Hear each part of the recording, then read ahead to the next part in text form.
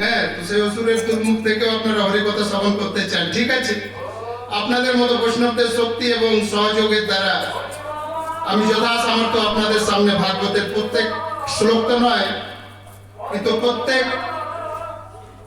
যে কথা আমাদের আজ 11 নম্বর স্কন্ধ থেকে আমি কিছুটা শোনাবো। তো আমি সে অধ্যায় থেকে কিছুটা আপনাদের সামনে তুলে ধরার চেষ্টা করব। বাস্তবে এই কাজের জন্য বহুত বড় শক্তির প্রয়োজন। সবার প্রথম শ্রী গুরুদেবের যার কৃপায় আমি ভক্তি এবং ভাগবত সম্বন্ধে জানতে পেরেছি, শিল প্রভুপাদের চরণে ধন্যবাদ প্রণাম নিবেদন করি। শিল প্রভুপাদ, যিনি আমার মতো কোটি কোটি বদ্ধজীবকে উদ্ধার করার জন্য এই ইস্কনের প্রতিষ্ঠা করেছেন। শিল ব্যাসদেব, সুখদেব গোস্বামী, সুত গোস্বামী, ওনারা আমার মতো পতিত জীবকে উদ্ধারের জন্য ভাগবত রস প্রদান করেছেন। এবং শ্রীপাদ শ্রীধর স্বামী, যিনি ভাগবত বোঝার জন্য প্রথম দৃষ্টি প্রদান করেছেন, ফার্স্ট দৃষ্টি উনি এই কলম ধরেছিলেন প্রথম, এই যে টিকাগুলো, শ্রীধর স্বামী আমাদের আচার্য।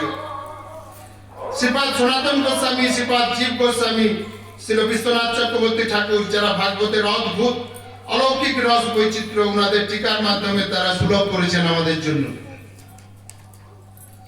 নিজের কোলে বসিয়ে নির্বিঘ্নে কথা শুনছেন ভগবান পরম করুণা স্বরূপ পঞ্চতত্ত্ব, ভগবান নৃসিংহদেব, অষ্টসখী সমন্বিত শ্রী রাধা মাধব, ভগবান শ্রী জগন্নাথ, শ্রী বলদেব, মাতা সুভদ্রা, এবং নিজের সহযোগী শহীদ প্রেসিডেন্ট এখানে আছেন, উনার সুপার্ষদ, যিনি আমাকে খুবই ভালোবাসেন এবং নিজের মনে করে ভগবানের কথা বলার আমাকে সুযোগ দিয়েছেন, এই দাসানু দাসকে।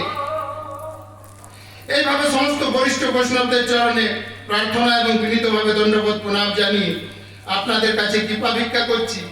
আপনারা আমাকে শক্তি প্রদান করুন, যাতে আমি আপনাদের ভাগবত রস পান করাতে পারি। মাতাদের চরণে দণ্ডবোধ প্রণাম।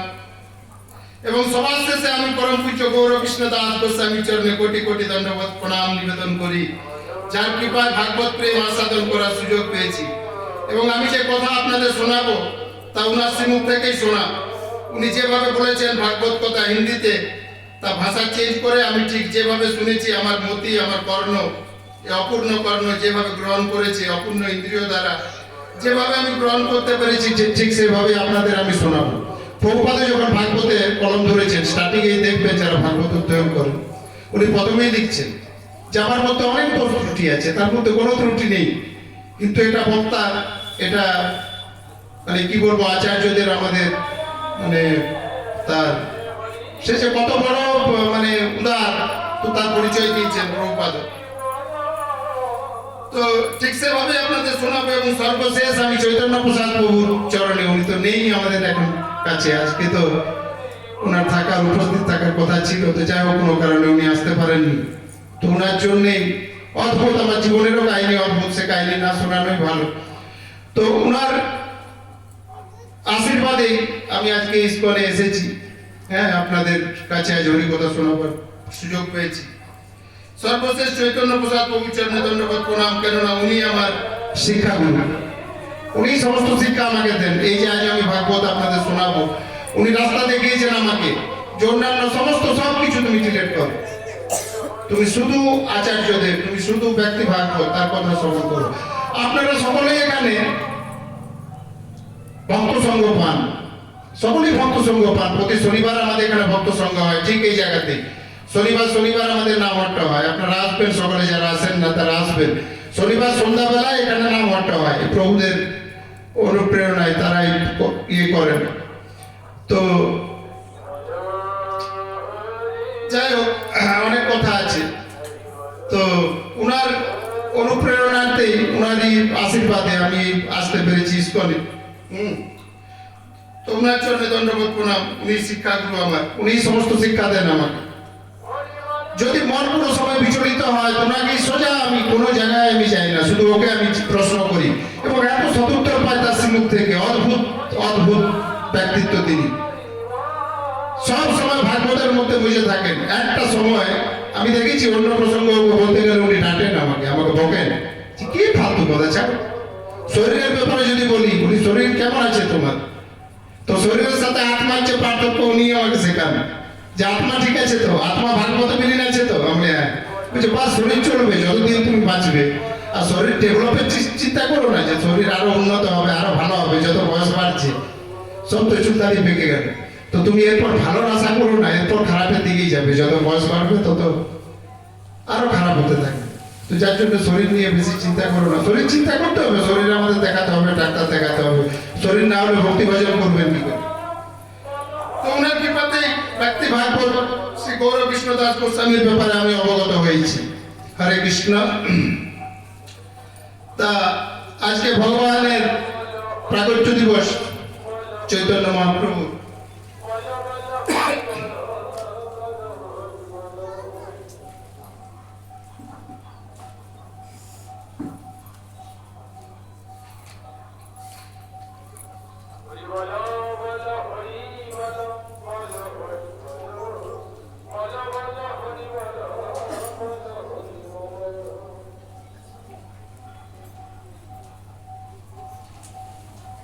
তো দেখুন ভাগবতের পৃষ্ঠায় বলছে, ভাগবতে পাবেন আপনি 11 নম্বর স্কন্ধে 11:5-32, 11 নম্বর স্কন্ধ 5 নম্বর অধ্যায় 32 নম্বর শ্লোক।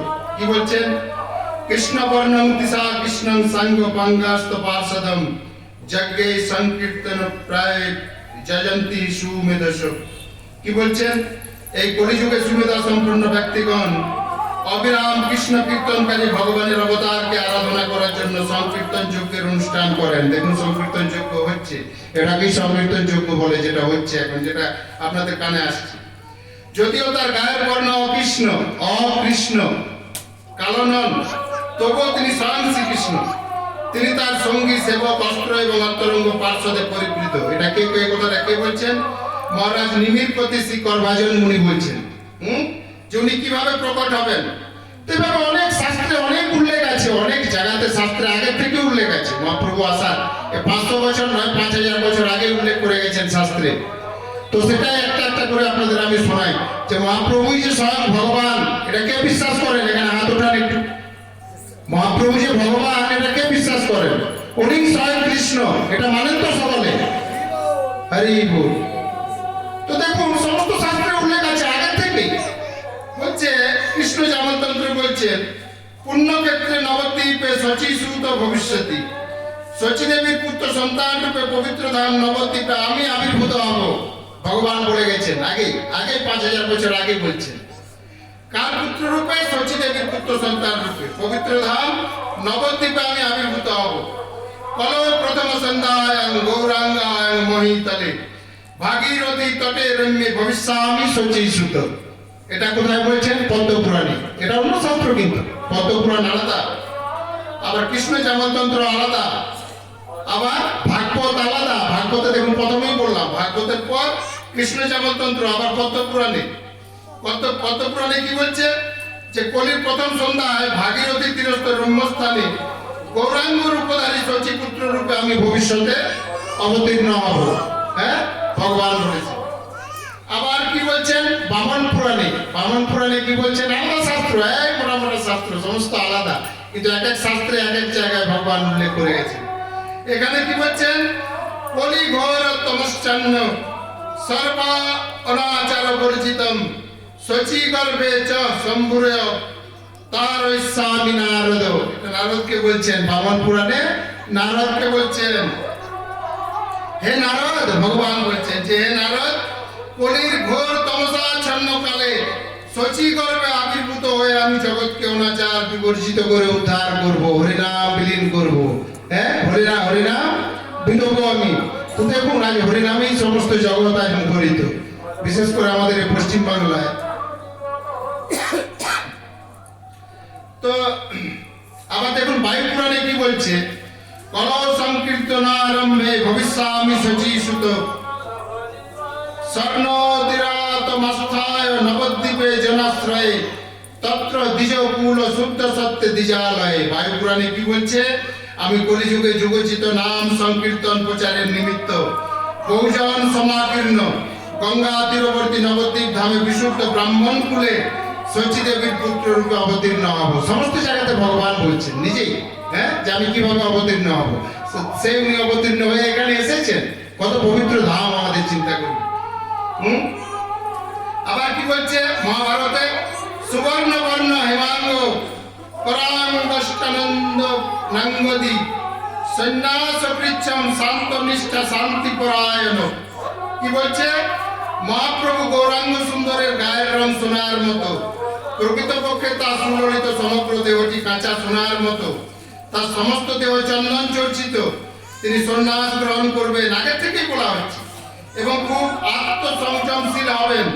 মায়াবাদী সন্ন্যাসীদের সঙ্গে তার পার্থক্য এই যে তিনি ভক্তিমূলক সেবায় নিষ্ঠাপরায়ণ এবং সংকীর্তন আন্দোলন প্রচার করবেন। সংকীর্তন, সকলে মিলে কীর্তন। আমরা এখন করে এলাম, চারিদিকে নাম কীর্তন করে এলাম না? তো সেই ভগবান 1407 শতাব্দে 23শে ফাল্গুন, ঠিক সূর্যাস্তের অবসানে, সূর্য ডুবছে, তারপরেই সন্ধ্যার গধূলি বেলায় নদিয়া নগরের শ্রী মায়াপুরে শ্রী চৈতন্য মহাপ্রভু আবির্ভূত হন। ভগবান আবির্ভূত হন ইংরাজি 1486 খ্রিস্টাব্দের 18 ফেব্রুয়ারি। ইংরাজি কত ছিল? 1486 খ্রিস্টাব্দে 18 ফেব্রুয়ারি। দিনটি ছিল চন্দ্রগ্রহণ। আর আজকে কি গ্রন্থ? এটা কত বছর পর হলো? চিন্তা করুন, সে ভগবান যখন জন্মগ্রহণ করেছিলেন এই আজকাল দিনটাতে, ভগবান যখন জন্মগ্রহণ করেছিলেন তখন চন্দ্রগ্রহণ ছিল। আর আজ কত পবিত্র দিন, তাহলে চিন্তা করছেন। আজকে আবার সেই দিন আমরা ফিরে পেয়েছি, এবং আমরা অতি ভাগ্যবান যে দিনটা আমরা দেখতে পাচ্ছি। হ্যাঁ, কত বছর পার হয়ে গেল, কত কত মানুষ চলে গেল, এলো চলে গেল, কিন্তু তারা দেখেন। কিন্তু আমরা কত পুণ্যবান, চিন্তা করি। হ্যাঁ, ভগবানের পিতার কি নাম ছিল? জগন্নাথ মিশ্র। আর মাতার নাম শচী দেবী। ভগবানের মাতার নাম শচী দেবী আর পিতার নাম জগন্নাথ মিশ্র। তাদের আদি নিবাস কোথায় ছিল? তাদের আদি নিবাস, তারা আগে তাদের নিবাস কোথায় ছিল? বর্তমান বাংলাদেশের সিলেট জেলায় তাদের আদি নিবাস ছিল আগে। ভগবানের মাতামহ শ্রী নীলাম্বর চক্রবর্তী, মামা ঘরের দাদু নীলাম্বর চক্রবর্তী তার নাম ছিল। আচ্ছা, ভগবান মহাপ্রভুর প্রথম পত্নীর কি নাম ছিল জানেন কেউ? হ্যাঁ, লক্ষ্মী দেবী। হ্যাঁ, তিনি সর্পাঘাতে ইউরোপ ত্যাগ করেন, তাকে সর্পাঘাত করেছিল এবং তিনি ইউরোপ ত্যাগ করেন। দ্বিতীয় পত্নী রাজ পণ্ডিত শ্রী সনাতন মিশ্রের কন্যা বিষ্ণুপ্রিয়া দেবী। খুব ভালো, এমনি শ্রোতাই দরকার। মাতা খুব সুন্দর উত্তর দিচ্ছেন। তো যাই হোক, এটা ভাগবত বলে যে 100 হাজার লাখ লাখ শ্রোতার মধ্যে যদি একজনকে শ্রবণ করেন তো সেটাই আপনার প্রাপ্য।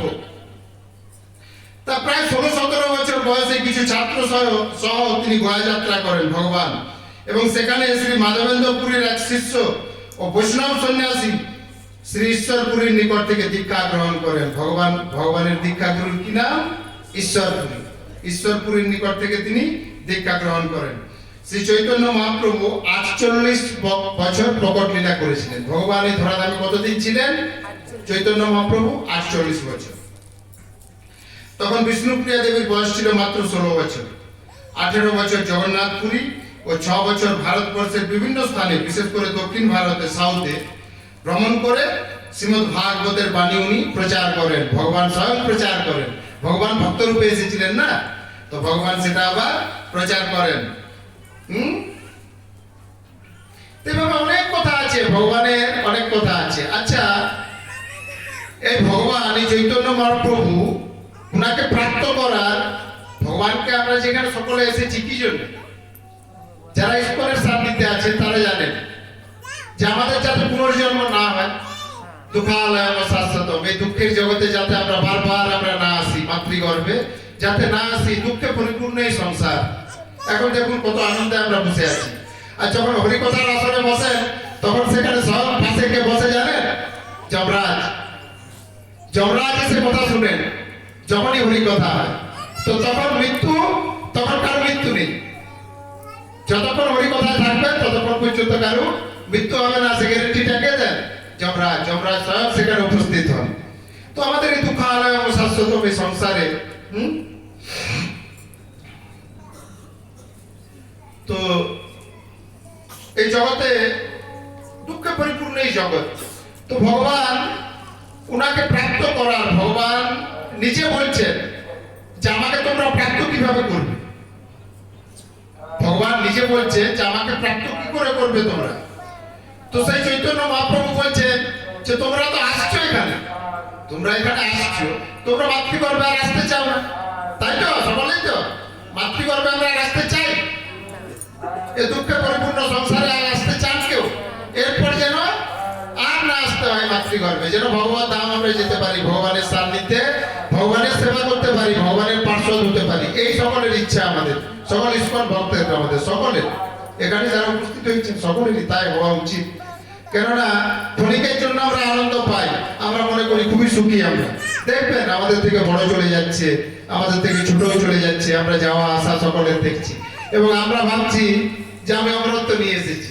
আমাদেরকে যেতে হবে, এই সংসার থেকে যেতে হবে সকলকে, যারা জন্ম নিয়েছি সকলকে আমাদের যেতে হবে। তো যার জন্য ভগবান বলছেন যে আমাকে প্রাপ্ত তো তোরা করবি, কিন্তু তার উপায় জানিস? কিভাবে প্রাপ্ত করবি আমাকে? তো যার জন্য ভগবান শাস্ত্রে বলছেন, তার আগে অনেক কথা ছিল, আমি একটু এরপর অনেক আরো আছে, আমাদের আরতি হবে, আরতির পরে গেন আপনার ভগবানের অভিষেক আছে। তো যার জন্য আমি এটাকে একটু শর্ট করলাম, একটা ডায়েরি আপনাদের জন্য আরো শর্ট করে দিলাম। তো ভগবান প্রাপ্তির, ভগবানকে প্রাপ্তির উপায় ভগবান বলছেন ভাগবতে।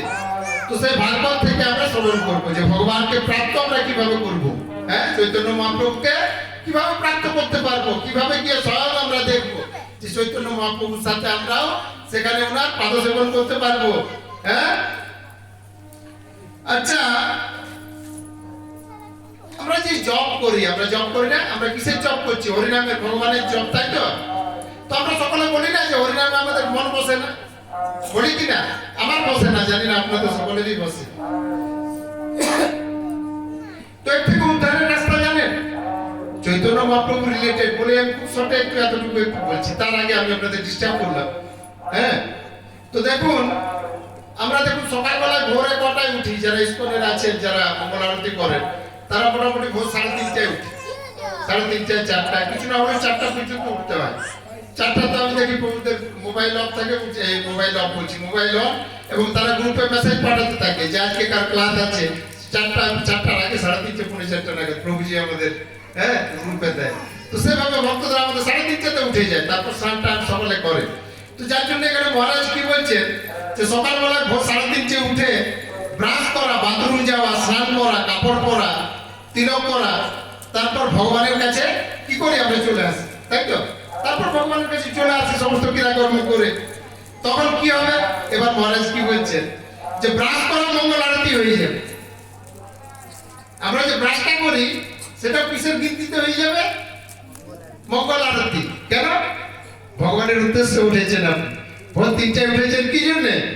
ভগবানকে নিমিত্ত করে। তো বলছে সেই ব্রাশ করাটাও আপনার মঙ্গল আরতির ভিত্তিতে চলে যাবে। হ্যাঁ, তো ব্রাশ করা মঙ্গল আরতি হয়ে যাবে, স্নান করা মঙ্গল আরতি হয়ে যাবে। করেছে নিজের শরীরের জন্য, কিন্তু নিমিত্ত হয়ে গেল, কারণ হয়ে গেল মঙ্গল আরতি, ভগবানের দর্শন। তখন সমস্ত কর্মই হয়ে গেল ভাগবত ধর্ম, তা ভক্তিতে কাউন্ট হয়ে যাবে। এই ভাগবত ধর্মই আপনাদের আজকে আমি শোনাবো যে ভাগবত ধর্ম কাকে বলে, ভাগবত ধর্ম কাকে বলে। আচ্ছা, সকাল 9টায় উঠলাম, দৌড়াদৌড়ি, ব্রাশ করে, নাস্তা করে, খেলাম তো খেলাম, না খেলাম তো না খেলাম, ভাগলাম অফিস, তা ভাগবত ধর্ম নয়, তা হলো কর্মবন্ধন, তাই তো? নিজের পেটের জন্য দৌড়াচ্ছি, সংসারের জন্য, ওদের মুখে কি করে হাসি ফোটাবো, তাই তো? এটা কর্মবন্ধন, বন্ধনে আছেন আপনি, এটা কর্মবন্ধন। হ্যাঁ, খিদা লাগলো, কোথাও চাটলাম, তা ভাগবত ধর্ম নয়। প্রত্যেক জিনিস খাওয়ার আগে সৃষ্টিকর্তার স্মরণ করা, এই হলো ভাগবত ধর্ম। প্রত্যেক জিনিস খাওয়ার আগে সৃষ্টিকর্তার স্মরণ করা, এই হলো ভাগবত ধর্ম। কত সুন্দর কথা দেখুন। যার জন্য আমাদের ইস্কনে যত ভক্তরা আছেন, এখানে দেখছেন যারা তুলসীর মালা ধারণ করে আছেন, যারা মাতাজিরা প্রভুজিরা এখন ধারণ করতে পারেননি কোনো কারণে, সাংসারিক কারণে, তো তারা আস্তে আস্তে চেষ্টা করুন। তো তারা কি করেন? তারা এক গ্লাস জল খেলো, সেটা ভগবানকে ভোগ লাগান, তারপর খান ভগবানের প্রসাদ, ভগবানের প্রসাদ রূপে। হ্যাঁ, সৃষ্টিকর্তা এখানে দেখুন কত সুন্দর একটা উদাহরণ দিয়েছেন মহারাজ। বলছে পাকা কলার চোখাটা হাঁটিয়ে একবার চিন্তা করা উচিত। কলার চোখাটা আমরা হাঁটালাম, তো তারপর একবার চিন্তা করা উচিত। কি চিন্তা করবেন? যে ভেতরে প্যাকিং হালুয়া কে রাখলো? এত সুন্দর হালুয়াটা, এত সুন্দর সুজির ঠেলাটা কে রেখে দিল? কে রাখে? হ্যাঁ, ভগবানের তো সৃষ্টিটা কার? কে করেছিলেন? এগুলো সব ভগবান আমাদের জন্য করেছেন। হ্যাঁ, চিল্কা হাঁটাও আর খাও, কোনো ঝামেলা নেই। হ্যাঁ, খাওয়ার আগে একবার ভগবানকে স্মরণ করা, এই হচ্ছে ভাগবত ধর্ম।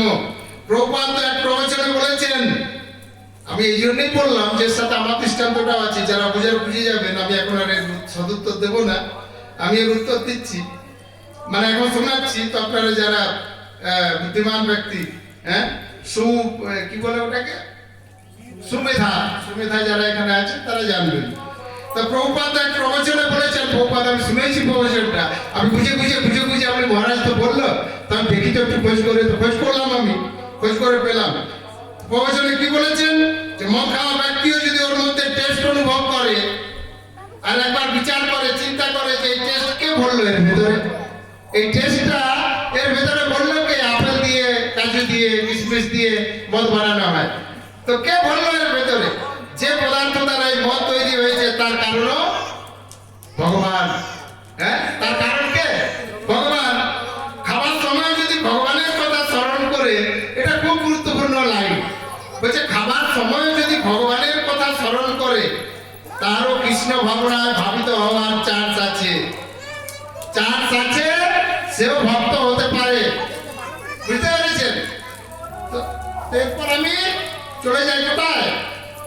ভাগবত ধর্ম কাকে বলে, ভগবানকে আমরা কিভাবে কি করতে পারবো, ভগবানের সান্নিধ্যে আমরা আসতে পারবো। এটা 11 নম্বর স্কন্ধে আছে। আমাদের এখানে মাতাজি আছেন, মাতাজি অনেকবার আমাদের ভাগবতকে শেষ করেছেন। হ্যাঁ, আমাদের মধ্যেই মাতাজি উপস্থিত আছে, তো মাতাজি জানবেন। এটা 11 নম্বর স্কন্ধে আছে। এক সময় নারদ মুনি বসুদেবের বাড়িতে এসেছিলেন। নারদ মুনি কার বাড়িতে এসেছিলেন? বসুদেবজির বাড়িতে। তখন বসুদেবজি তাকে সশস্ত্র অভ্যর্থনা জানান, খুব অভ্যর্থনা জানান, অদ্ভুত কথা আছে, এবং সকল প্রকার ভয় থেকে মুক্তি প্রদায়ী সুপ্ত প্রেম ভক্তির কথা ভাগবত ধর্ম শোনানোর জন্য অনুরোধ করেন, যে আপনি আমাকে ভাগবত ধর্ম শোনান। হ্যাঁ, কাকে অনুরোধ করেন? নারদকে অনুরোধ করেন। ঠিক কে? বসুদেবজি, যে আমাকে ভাগবত ধর্মের ব্যাপারে বলুন। তো ভাগবত ধর্ম কাকে বলে? এই জন্যই বলি মনোযোগ দিয়ে শুনবেন, আগে আপনারা পাবেন যে ভাগবত ধর্মটা বলে কাকে। হ্যাঁ, তখন নারদ মুনি তাকে বিদেহ প্রদেশের রাজা নিমির সঙ্গে ভগবান ঋষভদেবের নজন পুত্র নবযোগেন্দ্রের ভাগবত কথা আলোচনা সুপ্রাচীন ইতিহাস বর্ণনা করেন। ইতিহাস পুরাতনম, এই যে ইতিহাস আমরা বলতে থাকি না, যে ইতিহাস বই, ইতিহাস শাস্ত্রে আছে। ইতিহাসটা কি জিনিস? আমরা যে অতীতে ঘটে যাওয়া যে ঘটনা, সেগুলোকে আমরা কি বলি? ইতিহাস। তো আমরা এই ভাগবত, এই যে মহাভারত, এই যে রামায়ণ, এগুলোকে আমরা কি মনে করি? ভক্তবাদ দিয়ে অভক্তরা কি মনে করে? যেগুলো আজগুবি গল্প, তাই তো? কিন্তু এগুলো সত্যি, যার জন্য এখানে উল্লেখ করা হয়েছে ইতিহাস পুরাতনম। পুরাতন ইতিহাস শোনাচ্ছি, শোনো। হ্যাঁ, সুপ্রাচীন ইতিহাসের কথা আমি আলোচনা করব, তো সেটা শোনো। এক অন্য প্রসঙ্গে চলে যাচ্ছে, এই হচ্ছে ভাগবত। হ্যাঁ, এই হচ্ছে ইস্কনের কথা, এই হচ্ছে বৈষ্ণব প্রথা। নারদ মুনি ডাইরেক্ট উত্তর দিচ্ছেন না, খুব মনোযোগ দিয়ে শুনুন। এর উত্তরটা কে দিচ্ছে? নারদ মুনি দিচ্ছেন না। কে দিচ্ছেন? নারদ মুনি বলছে, তোমাকে আমি এক কথাতে নিয়ে যাচ্ছি, শোনো। হ্যাঁ, আচ্ছা, কারা উত্তরটা কাদের মধ্যে কথোপকথন হবে এবার শুনুন। স্বয়ংভূ মনুর পুত্র ছিলেন প্রিয়ব্রত, তার পুত্র ছিল আগ্নিদ্র, তার পুত্র ছিলেন নাভির পুত্র ছিলেন ভগবান ঋষভদেব। ঋষভদেবের শতপুত্রের মধ্যে বড় ছিলেন কে? ভগবানের ভক্ত ভরত, যার নামে দেশের নাম কি? ভারতবর্ষ। হ্যাঁ, তা ঋষভদেবের 100 পুত্রের মধ্যে বড় পুত্র কে ছিলেন? ভরত। ভরতের নামে এই ভারতবর্ষ, যেখানে আমরা বাস করছি। হ্যাঁ, যার নাম অনুসারে পৃথিবীর পূর্ব নাম কি ছিল? অজলাভবর্ষ। অজ ছিলেন, অজ মানে ভগবান, আর নাভ মানে নাভি রাজা, নাভি। তো যার জন্য আগে কি নাম ছিল? অজলাভবর্ষ। অজ মানে ভগবান, আর নাভি রাজার সময় এই ভগবান এসেছিলেন স্বয়ং। তো সে সময় নাম হয়েছিল অজলাভবর্ষ। কিন্তু প্রজারা বলেন যে না, এই নামটা চেঞ্জ হোক। প্রজারা কি নাম দেন? পুরো দেশের ভরতের নামে ভারতবর্ষ, তখন ভারতবর্ষ হয় তখন থেকে। হ্যাঁ, তখন থেকে ভারতবর্ষ নামে প্রসিদ্ধ হয়েছিল। আচ্ছা, ঋষভদেবের অন্য 9 জন পুত্র নবযোগেন্দ্র নামে প্রখ্যাত ছিলেন। তারা হলেন, তারা অদ্ভুত, তারা 9 জনের একটা গ্রুপ একসাথেই ঘুরে, একসাথে প্রবচন দেয়, একসাথেই ঘুরে। তাদের নাম হচ্ছে কবি, হবি, অন্তরিক্ষ, প্রবুদ্ধ, পিপলায়ন, আবির্ভদ্র, ধ্রুমির, চমস এবং কর্মাজন। তো আমরা কার কথা শুনবো? প্রথম পুত্র কবির, এই নবযোগেন্দ্রের, হ্যাঁ, কবির কথা আমরা শুনবো। এই নবযোগেন্দ্রের মধ্যে যিনি বড়।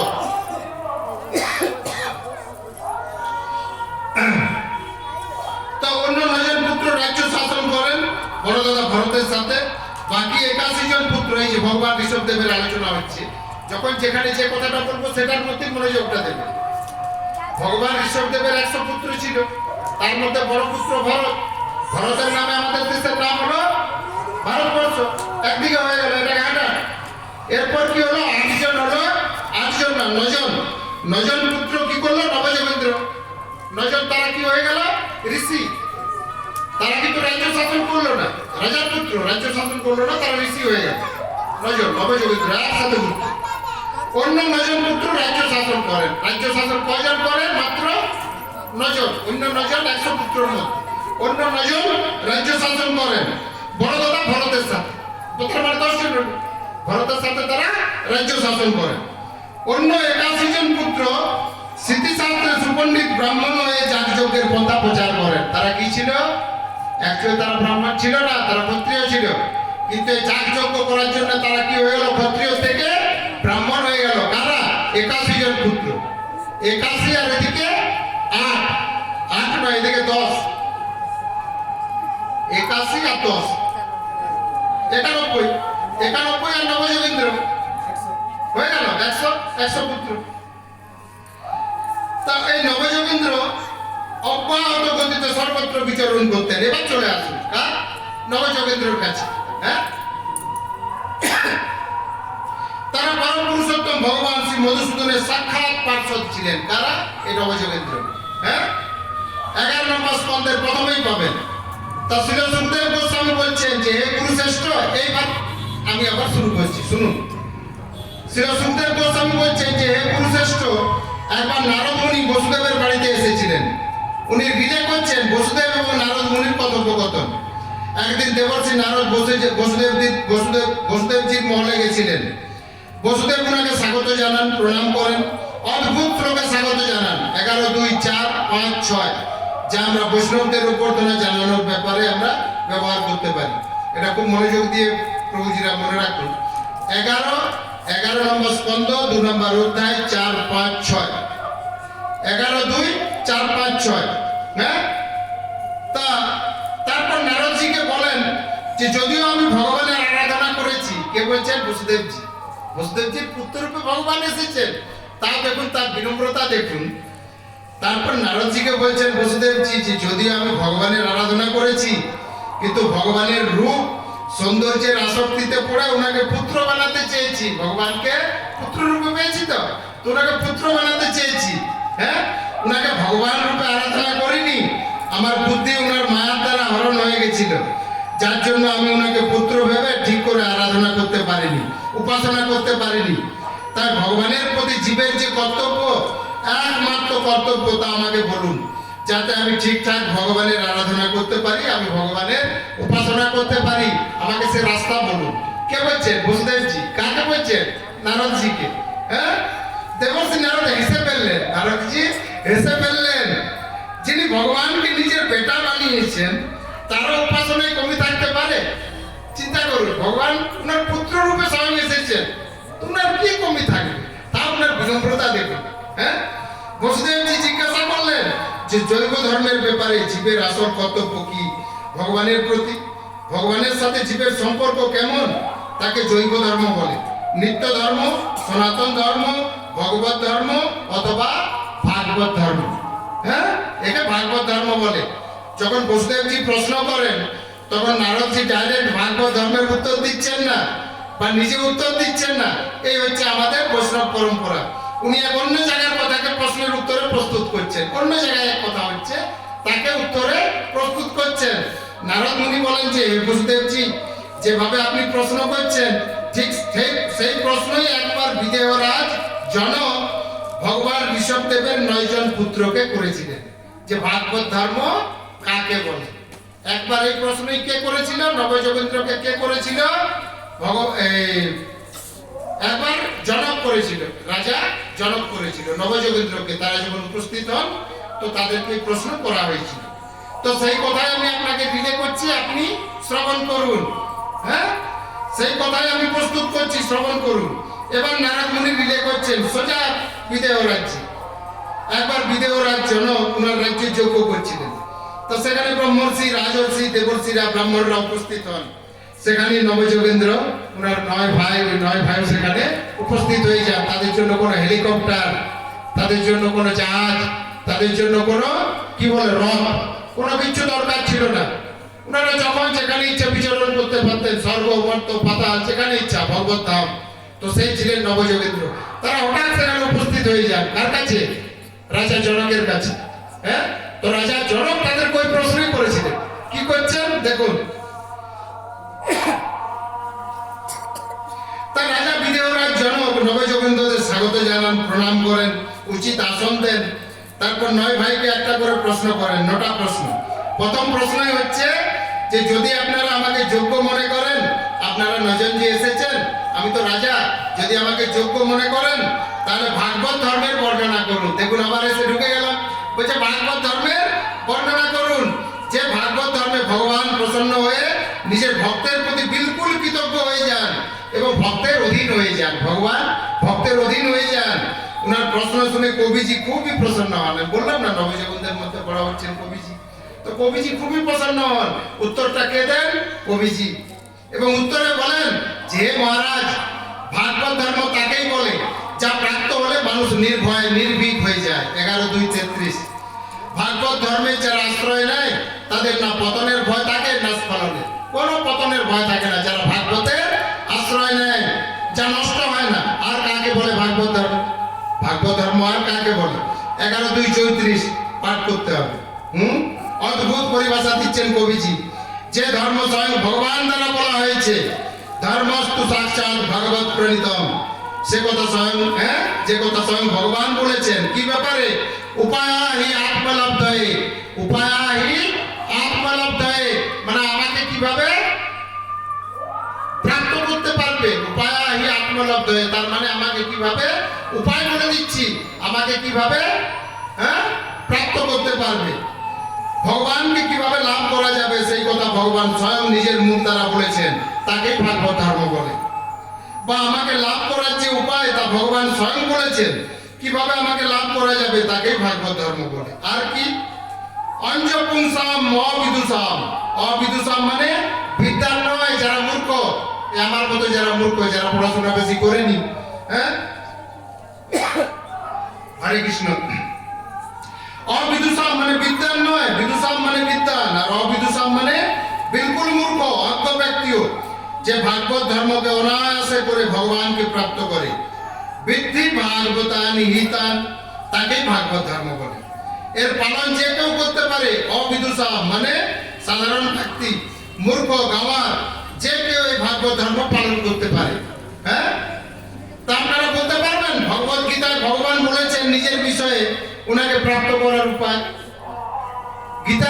গীতার কোর্স কে কে করেছেন? প্রভুজিরা। ভগবান নিজে বলেছেন গীতাতে, আপনারা সকলেই জানেন শ্লোকটা, কিন্তু এখন পেটে আসছে, মুখে আসছে না। আপনারা বলতে পারবেন? কারো মনে পড়ছে? ভগবান নিজে বলছেন গীতাতে, গীতায় ভগবান বলেছেন স্বয়ং যে আমাকে কিভাবে প্রাপ্ত করতে পারবে। মনে পড়ছে কারো শ্লোকটা? আমি একটু বলে দিলে আপনারা বলবেন যে দেখুন জানতাম। হ্যাঁ, তা আপনারা বলতে পারবেন যে ভগবত গীতায় ভগবান বলেছেন নিজের বিষয়ে ওনাকে প্রাপ্ত করার উপায়। খুবই সুপ্রসিদ্ধ শ্লোক, খুব সুপ্রসিদ্ধ শ্লোক। ভগবান দুবার বলেছেন, এবার বলে দিচ্ছি আপনাকে, বলুন কে বলতে পারবেন? ভগবান দুবার বলেছেন এই শ্লোকটা গীতাতে। হ্যাঁ, একবার 18:65 বলেছেন, দেখুন খুলে বার করুন যারা বুদ্ধিমান। একবার 18:65 বলেছেন, একবার 9:34 বলেছেন। হরি বল। সকলে মাতাজির উদ্দেশ্যে একবার হরে কৃষ্ণ বলুন। হরে কৃষ্ণ, হরে কৃষ্ণ,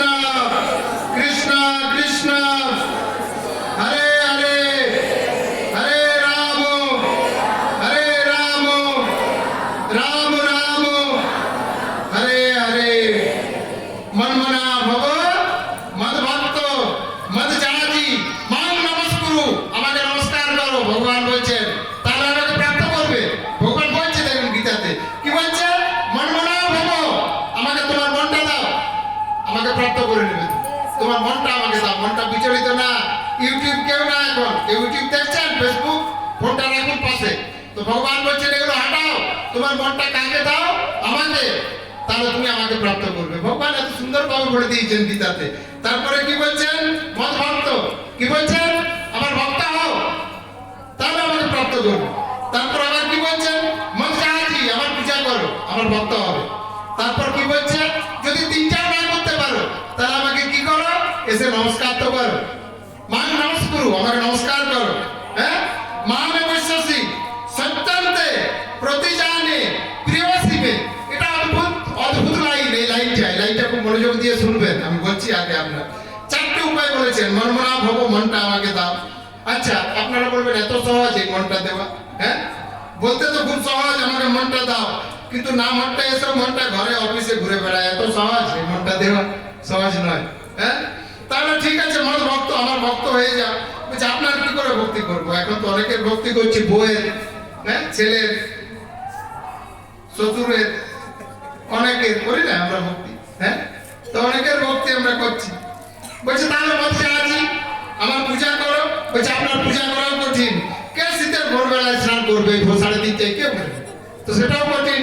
হ্যাঁ, বলছে আচ্ছা তাহলে নমস্কার, আমাকে প্রণাম করো। 4টে উপায় বললেন ভগবান। যদি এগুলো করো, ভগবান এই কথা গীতায় 2বার বলতে হয়েছে তো নাকি, অথবা এই 4টের মধ্যে যদি একটাও করো তাহলে আমাকে সত্যি বলছি, ভগবান কি বলছেন? আমি প্রতিজ্ঞা করে বলছি, আমি সত্যি বলছি, আমি প্রতিজ্ঞা করে বলছি, তুমি নিশ্চিত আমাকে প্রাপ্ত করবে। তো এরপর আর কোনো বাধা আছে বলুন আপনারা? হ্যাঁ, ভগবান এত সুন্দরভাবে বলে দিলেন।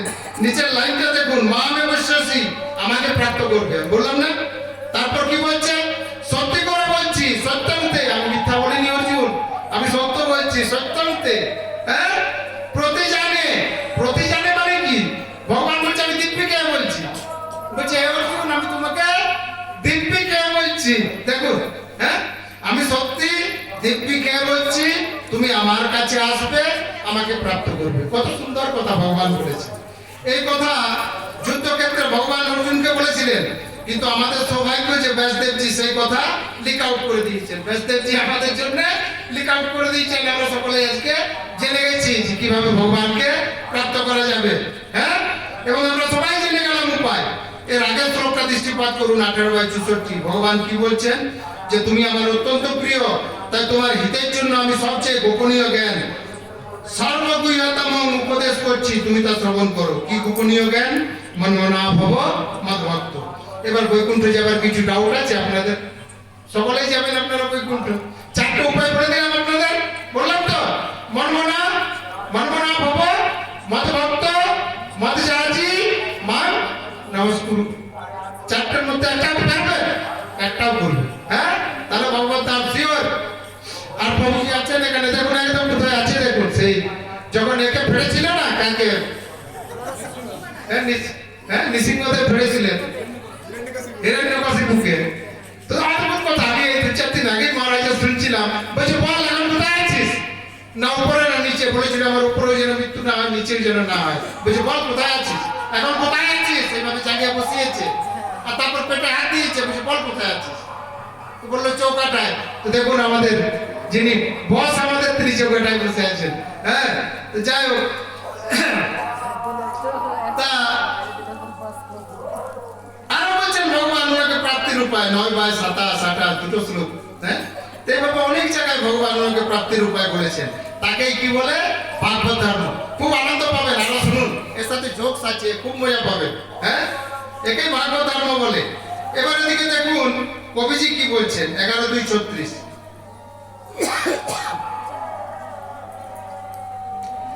এটা লেখা আছে, পাঠ করতে হবে বা পড়াতে হবে, তো আমি এখন আর বার করছি না, অনেক সময় লেগে যাবে।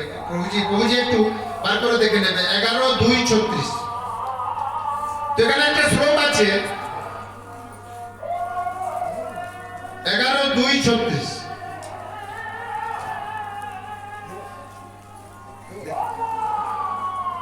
প্রভুকে স্পিকার আছে, প্রভুজিরা নেই।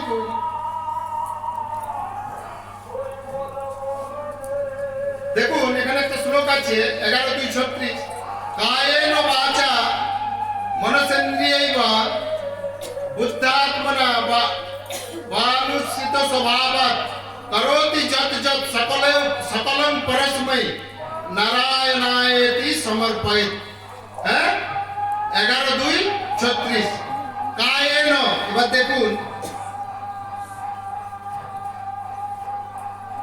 এবার দেখুন কি বলছে, কায়েন শরীর দ্বারা বাচা। এটা ভাগবত শ্লোক। আমি এখন কিসের শ্লোক বললাম? গীতা। আমি আগে বললাম গীতা। আচ্ছা, অনেকের মধ্যে আমাদের এখানে কারো ডাউট নেই তো যে গীতা আলাদা ভাগবত আলাদা? এটা জানেন তো সকলে? ভগবত গীতা আলাদা, আচ্ছা ভাগবত আলাদা। ভাগবত হচ্ছে মহাসমুদ্র। ভাগবতে কত শ্লোক আছে? 18,000। দারুণ। গীতায় 700 শ্লোক। গীতায় কতগুলো অধ্যায় আছে? 18 অধ্যায়।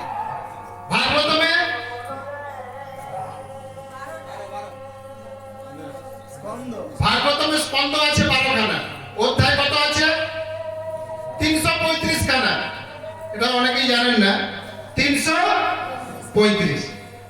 আর গীতাতে 18টা অধ্যায়। গীতা 18টা, আর ভাগবতমে বুঝতে পারছেন 18,000 শ্লোক সমন্বিত ভাগবত।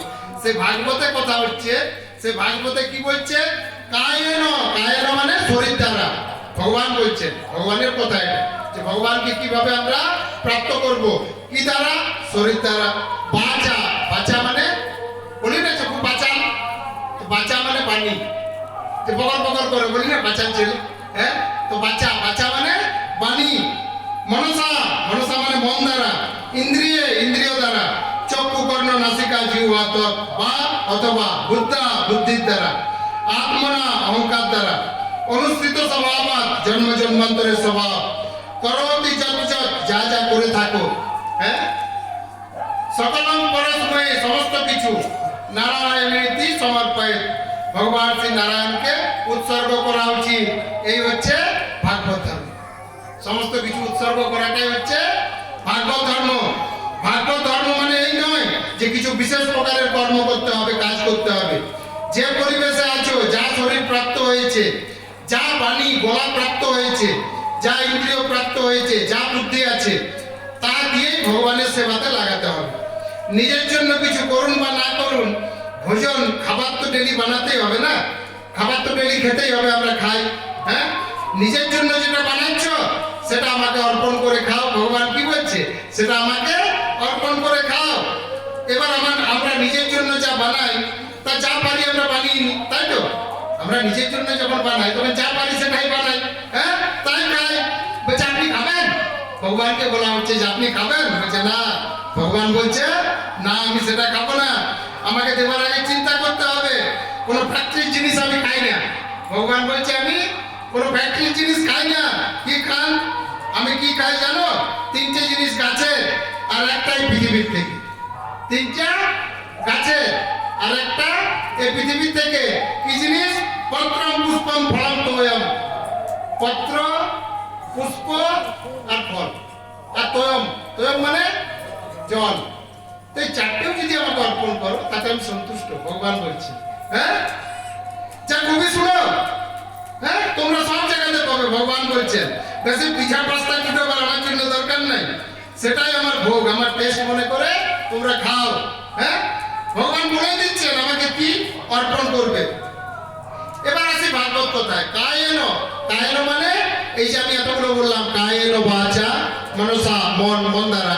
এবার একটা দিয়ে আমি বলছি, এটা দিয়ে আমি আপনাদের